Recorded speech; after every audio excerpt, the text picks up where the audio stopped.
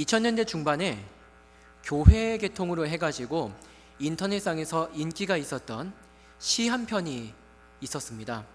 제목, 하나님은 3등입니다. 일부분을 잠시 읽어드리겠습니다. 하나님은 3등입니다. 1등은 하고 싶은 일, 2등은 해야 하는 일, 3등은 하나님을 만나는 일. 하고 싶은 일 다 하고 해야 하는 일도 다 마치고 그 후에 여유가 있으면 하나님을 만납니다. 내게 하나님은 3등입니다. 어려운 일이 생길 때도 하나님은 3등입니다. 내 힘으로 한번 해보고 그래도 안 되면 가까이 있는 사람에게 도와달라고 하고 그나마도 안 될 때 하나님을 부릅니다. 그래서 하나님은 내게 3등입니다. 거리에서도 하나님은 3등입니다. 내게 가장 가까이 있는 사람은 내 자신, 그 다음은 내 마음을 알아주는 사람, 그 다음에야 저 멀리 하늘에 계신 하나님이십니다. 내게 하나님은 언제나 3등입니다. 사실 이 시하고 거의 같은 시기에 교회 계통으로 인기 있었던 시 한 편이 또 있었어요. 근데 제목이 기억 안 나가지고 찾아볼 수가 없었어요. 근데 어렴풋이 기억나는 게 그거였어요. 하나님은 1,000원만 좋아해. 이제 요즘으로 치면은 그때보다도 물가가 많이 올라가지고 1,000원이 아마 5,000원까지는 바뀌지 않을까 싶습니다만 정말 하나님 3등일까요? 정말 하나님은 1,000원만 좋아할까요? 자, 이 문제의 핵심은 우리가 예수 믿는 사람으로서, 하나님의 사람으로서 삶의 우선순위, 더 나아가 삶의 주대심이 과연 누구에게 있느냐라는 그런 문제일 것입니다. 저번에 3월 초에 교회에서 우리 김미진 간사님 모시고 왕의 제정 세미나 했었잖아요. 그때 많은 은혜 받으셨을 줄로 믿습니다. 근데 제 개인적으로 많이 와닿는 느낌이 있더라고요. 세상에 있는 각 사람들, 특별히 하나님께서 부르신 저와 여러분 같은 그런 모든 사람들이 가지고 있는 재물은 어쩌면, 잘 들어보세요, 어쩌면 자산이기보다는 예산일 수도 있다는 거예요. 자산이기보다는 예산. 하나님 관점에서. 하나님 건 당연히 생각이고요. 제 생각은 달라요. 우리가 그럴 수 있을까요? 왜 그렇잖아요. 하나님 관점에서는 세상의 모든 것의 주대심이 하나님 그 자신에게 있고 사람은 하나님이 만드신 세상을 관리하는 청직이잖아요. 근데 설령 그게 맞다 하더라도 하나님 그렇습니다, 아멘! 이라고 생각하며 행동하는가?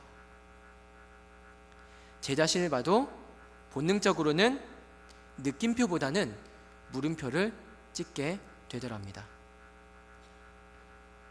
18세기 영국과 미국에서 성령 충만함에 따라서 복음 전도 활동을 하였으며 훗날 감리교회 창시가 된 요한 웨슬레는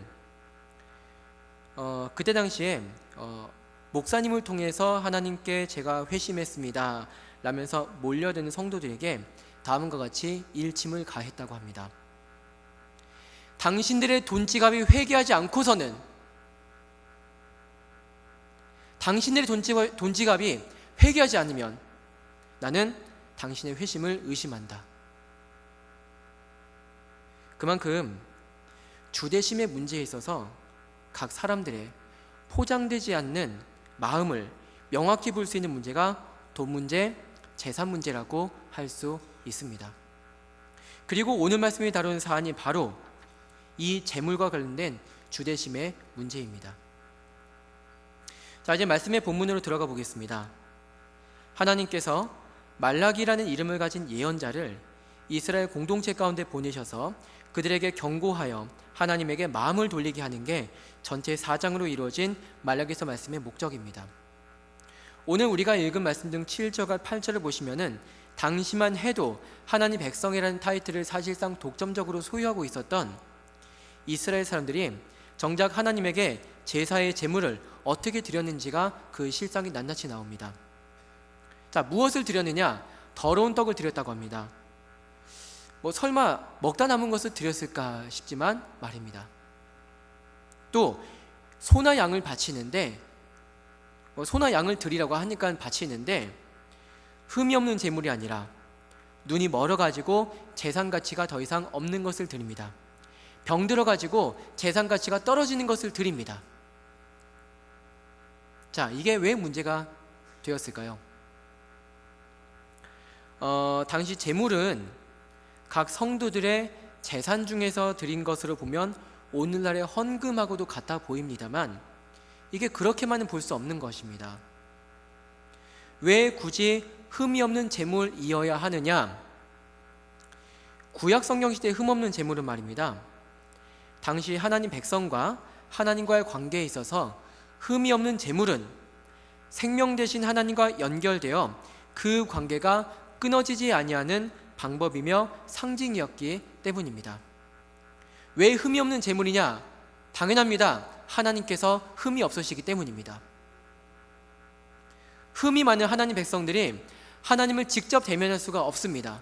그 문제가 해결되지 않고는 하나님께 직접 나아갈 수가 없습니다. 그대로 대면하면 죽습니다. 말 그대로 죽습니다.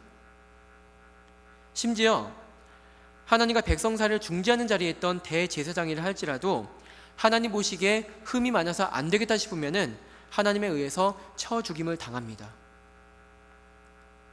그래서 하나님께 드리는 흠이 없는 제물입니다. 이게 하나님을 모른다면 상관이 없는 거지만 하나님을 안다면, 하나님과 관계가 있다면 결코 가볍게 지나칠 수가 없는 문제입니다.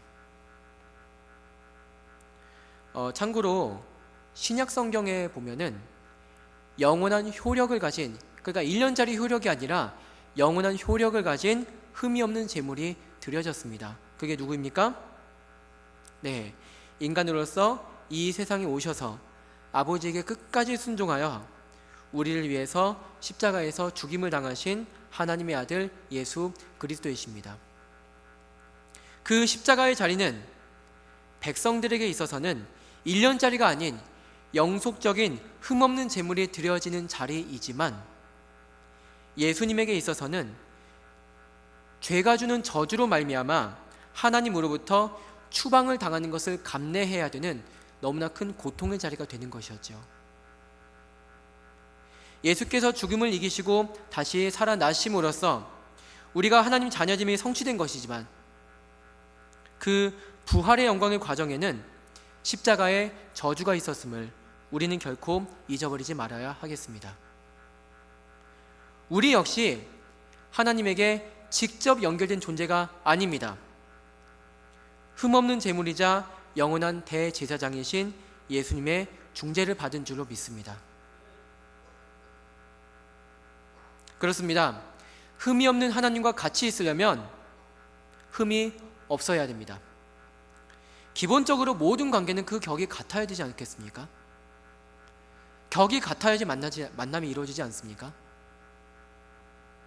근데 오늘 말씀을 보면은 하나님의 백성으로 부름받는 사람들의 마음이 하나님의 흠 없으심을 보지 않습니다. 그럼 무엇을 보느냐? 당장의 하나님이 나에게 유용하느냐를 봅니다. 사실 이제 그럴 만도 한 게 있죠. 자, 우리식으로 말해 볼게요. 우리식으로요. 교회당을 아무리 크고 아름답게 짓는다고 해도 정부나 기업에서 그 필요에 따라서 건축하는 건축물의 크고 아름다움에 비하면은 이게 게임도 안 되거든요. 다 아는 겁니다, 이거는.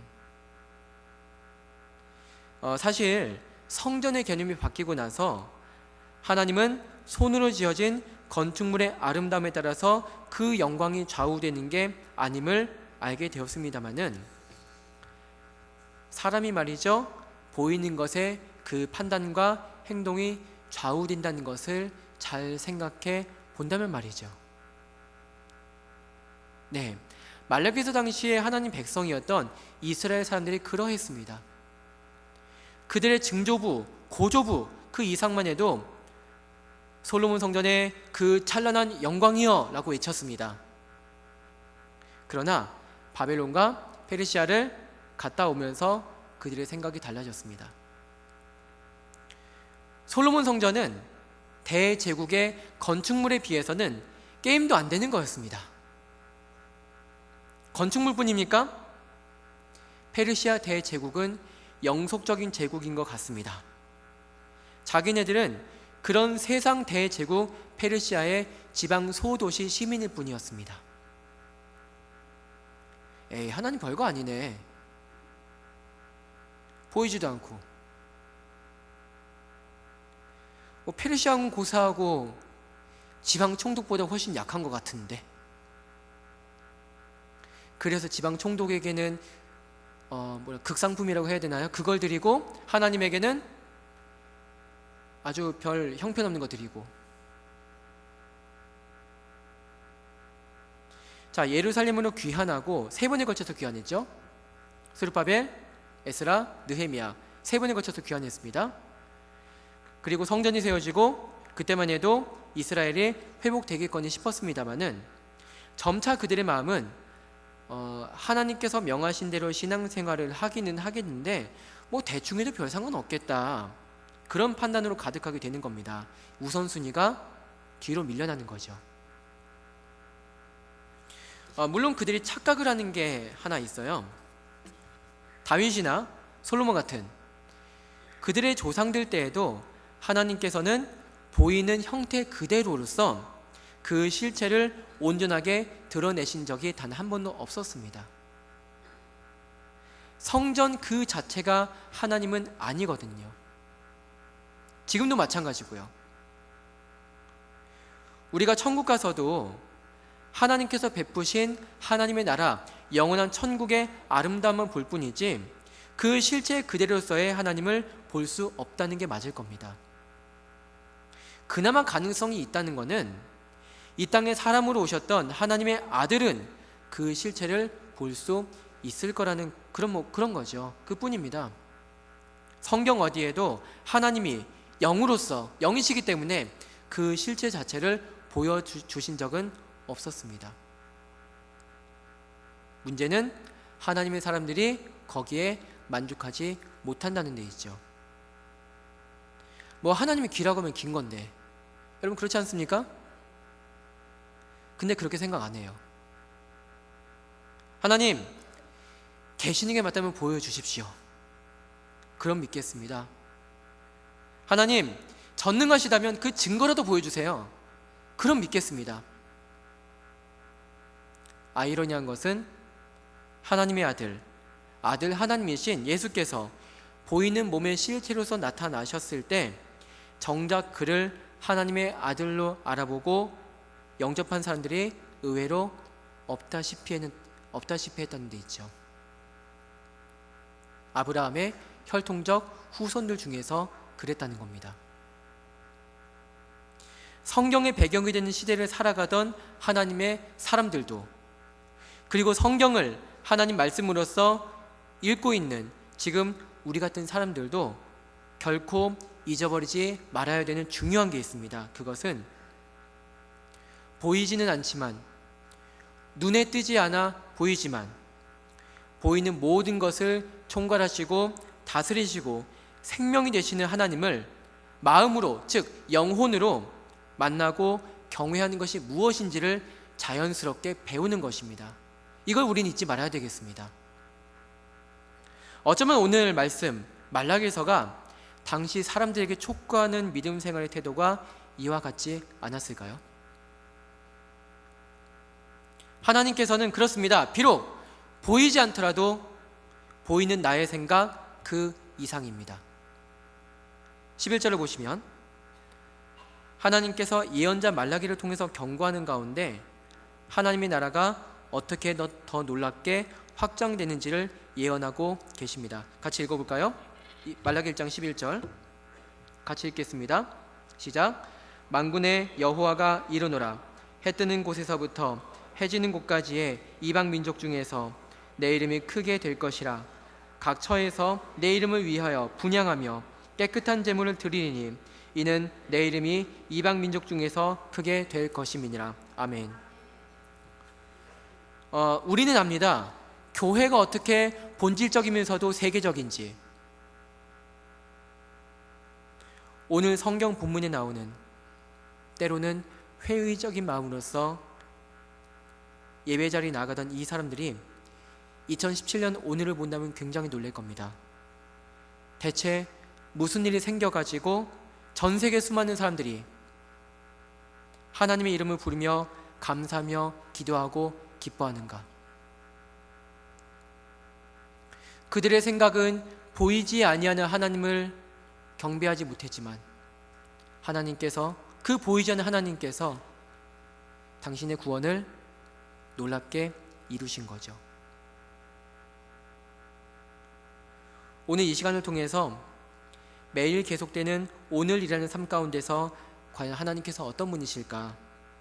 하나님께서 나로 하여금 하나님의 사람으로서 이 세상 가운데서 어떻게 살아가게 하실까를 더욱 생각해 봅니다. 오늘 말씀을 통해서 말이죠. 보여지는 나의 삶이 현장에 있을 겁니다. 우리는 곧 그곳으로 갑니다. 그 현장으로. 곧 있으면 월요일이죠. 안 울리시네. 회사가 있고 학교가 있고 거리가 있고 집이 있고 학원이 있고 기타 등등. 당장에 보기에는 그 보여지는 현장 자체에 우선권이 있는 것 같아요. 하나님은 저 멀리 뒤편에 놔도 될 것 같긴 합니다. 솔직히 말하면 아무리 신앙생활이라 할 수 있는 행동 지수를 높인다고 해도 한 개인의 삶의 전체 시간을 100으로 치면 보여지는 신앙생활은 그 100에서 5가 될까 말까 할까요? 그러나 비록 시간의 비율상으로만 치면 하나님이 중요하지 않는 것 같다 할지라도, 보이는 걸로만 치면은 보이지 않기 때문에 별 중요하지 않는 것 같아 할지라도 하나님을 알게 된 사람들은 압니다. 아까도 말씀드렸지만 그 보이는 모든 것의 진정한 주인, 영원한 생명은 우리 하나님에게 있다는 것을요. 그래서 우리는 세상을 이것저것 하며 살아갈지라도 하나님을 나의 삶의 최고로 여기는 것을 배우며 세상의 주인이자 나의 주님으로 여기며 살아가는 것을 배우며 그렇게 실천해 나가는 것입니다. 또 이제 곧 있으면 종려주일, 고난주간, 부활주일이죠.